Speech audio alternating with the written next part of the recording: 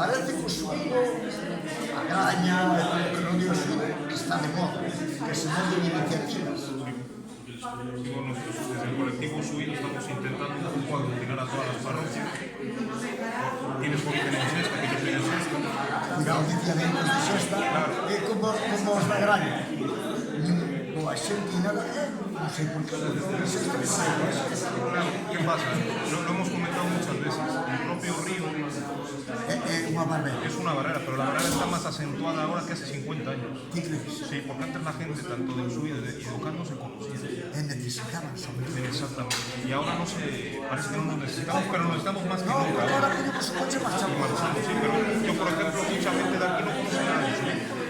Y mucha gente del Suido no conoce nada de Educar.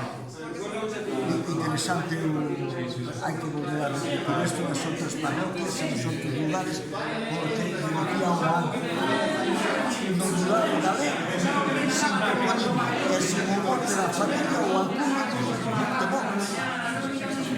Yo, por ejemplo, la gente de aquí no me conoce, pero cuando digo que soy de María de Almeida me conoce.